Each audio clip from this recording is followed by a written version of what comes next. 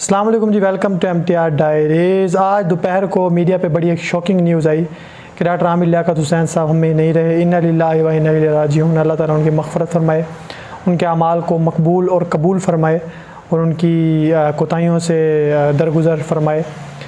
सबसे पहले तो देखें, डॉक्टर साहब इंतहाई मल्टी टैलेंटेड इंसान थे, इसमें तो कोई शक नहीं है।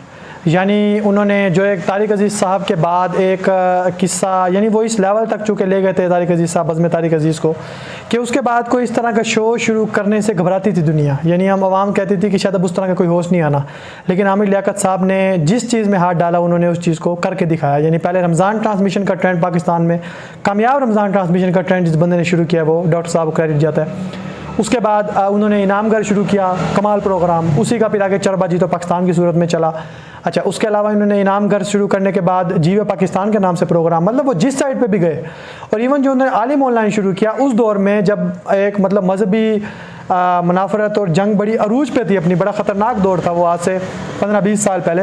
उस वक्त मुख्तलिफ मसालिक के उलमा को आमने सामने बिठाना और उनसे बात करना, और इवन वो रमज़ान ट्रांसमिशन में भी जिस तरह से उलमा कराम मुख्तलिफ मसालिक के उलमा कराम को सामने बिठा के इवेंट शो करते रहे हैं और जिस तरह से वो हैंडल किया करते थे, इस तरह अब तक कोई नहीं कर पाया उनकी तरह का शो, जिस तरह उनमें एक टैलेंट था। बाकी साहिर बयान, मुबल्लिग, सियासतदान, चूँकि घराना ही सियासी था, जब भी वो कौमी असम्बली के फ्लोर पे खड़े हुए वहाँ भी उन्होंने अपनी धाक बिठाई। इसके अलावा वो शायद आपने ना पढ़े हो, लेकिन मैं उनके जंग अखबार के अंदर कॉलम भी पढ़ता रहा हूँ। बड़ी कमाल उनका जो एक लिखने का फ़न था वो भी बड़ा कमाल, मतलब एक बड़ी मल्टी टैलेंटेड सी, उनकी वर्सटाइल सी शख्सियत थी। बाकी कमियाँ कोताहियाँ देखें सब लोगों में होती हैं, उनसे भी कुछ इस तरह की चीज़ें सरजद हुई जिसकी वजह से उनका काफ़ी मजाक भी उड़ा। लेकिन वो उनमें एक ये चीज़ भी थी कि he was a man of steel, यानी वो मजाक उनका उड़ता था, मीम्स उन पर बनती थी, मीम्स इंडस्ट्री चाली उनके ऊपर रही थी, लेकिन उसके बावजूद वो कभी खातिर में नहीं लाते थे वो इस तनकीद को। उनकी अक्सर वीडियोज़ पढ़ी हैं, लेकिन जिस चीज़ से वो टूटे हैं, डेफिनेटली टूटे वो तनकीद से ही हैं, लेकिन टूटे वो किस चीज़ से कि जो उनकी जो तीसरी वाइफ थी, उन्होंने जो वीडियोज़ कुछ उनकी लीक हुई और वहाँ से आमिर भाई टूटे हैं। मतलब एक इतना तगड़े आसाब का बंदा, उसको भी डिप्रेशन ने इस हद तक ले गए। देखें, डिप्रेशन बड़ी ख़तरनाक चीज़ है, डिप्रेशन ने बड़े बड़े कामयाब लोगों की जान ली है। एक तो इस चीज़ को समझना चाहिए। उनकी पिछले काफ़ी अरसे से, जब से उन्होंने मतलब जब से एक तो उनकी वो जो वीडियोज़ वाला सिलसिला हुआ, उसके बाद उनकी जो ट्वीट्स थी और जो उनकी इवन उन्होंने जो खान साहब पे बड़ी बुरी तरह तनकीद की, तो वहाँ से मुझे नज़र आ रहा था जिस तरह की उनकी वीडियोज़ आ रही थी। और इवन बाद में एक उनकी रोने की भी वीडियो, सर मर्द इतनी आसानी से नहीं रोता होता, और वही मीडिया के ऊपर, और उनकी जो वीडियो आई वहाँ से मुझे लग रहा था कि इस वक्त वो बहुत ज़्यादा असाबी जंग लड़ रहे हैं, उनको साइकोलॉजिकल कुछ इशू हो चुका है, नज़र आने लग गया था मुझे। और याद रखिए, साइकोलॉजिकल इशू होना इंसान की कोताही नहीं होती। जिस तरह इंसान को कोई बीमारी हो सकती है, किसी को हेपेटाइटिस हो सकता है, कैंसर हो सकता है, शुगर हो सकता है, इसमें उस बेचारे का कसूर नहीं होता। सिमिलरली अगर एक बंदे को साइकोलॉजिकल डिसऑर्डर हो जाता है तो वो उस बेचारे का कसूर नहीं होता, ये भी एक बीमारी होती है। इसमें इर्द गिर्द की आवाम को समझना चाहिए, उनको सपोर्ट करनी चाहिए ऐसे बंदों को, या जो मतलब हमारे जो शायकीन थे। मैंने तो देखे उस दिन जब मुझे चीज़ें नज़र आने लगी थी, मैंने उस वक्त से भी, आप जाके अभी भी देखें मेरी जो कुछ अर्सा पहले मैंने आमिर भाई पे 2 वीडियोज़ बनाई थी, और उसमें भी आप जाके अगर सुनेंगे तो मैं ये चीज़ कह रहा था, मैं कहा ना करें ये चीज़। हालांकि नज़र आ रहा था कि वो बहुत ज़्यादा जज्बाती हुए पड़े थे, लेकिन उसके बावजूद वो लड़ रहे थे, कश्मकश में थे वो, ठीक है, रोते हुए उनकी वीडियोज़ आ रही थी। बड़ी उन्होंने मतलब, यानी जो उनकी वीडियोज़ लीक हुई है ना, वहाँ से वो बंदा टूटा है यार, इतने तगड़ा बंदा टूट गया, और टूट जाता है इंसान। उसके बाद अभी उनके आप अगर देखें पिछले दिनों की कुछ हिस्ट्री, तो 20-25 दिन से वो गायब थे, किसी रिश्तेदार दोस्त यार से नहीं मिल रहे थे। सारे डिप्रेशन खा जाता है बंदे को, तन्हाई खा जाती है बड़े बड़े बंदों को।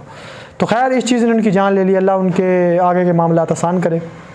और उन्होंने एक बड़ी प्यारी किताब लिखी थी मायशा के ऊपर, पता नहीं अब वो पब्लिश हो चुकी थी या लिख रहे थे, उसका दिबाचा मैंने बहुत पहले ही पढ़ा था, आज मैंने फिर पढ़ा। बहुत खूबसूरत उनके जज्बात थे जो उन्होंने वो लिखी है। इसके अलावा नबी अलैहिस्सलाम के इश्क का वो अक्सर जिक्र किया करते थे। देखें, आप किसी इंसान के किसी भी अमल की वजह से आप उसके करैक्टर को जज नहीं कर सकते। हमारी काफ़ी अवाम लगी हुई है अभी भी कुछ कमज़ोरियों की वजह से उनके ऊपर तनकीद करने पे, या उनको पता नहीं क्या क्या अलकाबात देने पे। देखें, 2 चीज़ें मैं 2 हदीसें आपके सामने रखूँगा। पहली है कि एक साबित है, उनका नाम था हिमार, उनका नाम रखा हुआ था हिमार। तो वो जो थे ना, मतलब वो नबी अलैहिस्सलाम को हंसवाया करते थे उनकी महफिल में आके बकायदा। तो नबी अलैहिस्सलाम को हंसवाते भी थे, और उनमें गंदी आदत थी शराब पीने की, शराब भी पीते। नबी अलैहिस्सलाम उन्हें कोड़े भी लगवाते, लेकिन वो फिर भी आते थे, वो फिर शराब पीते थे और आके नबी अलैहिस्सलाम को हंसवाते भी थे महफिल में।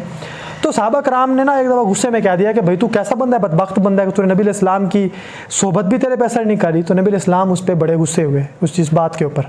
उन सहाबा पे कि तुमने ये बात गलत की है, तुम्हें किसने ये हक दिया बात करने का, तुम नहीं जानते हमारा अल्लाह और उसके रसूल से कितनी मोहब्बत करता है। सही है। इसी तरह एक और साहबी थे, उनसे ज़िना हो गया, उन्होंने आके नबी इस्लाम को कहा कि मुझ पे हद लगाएं।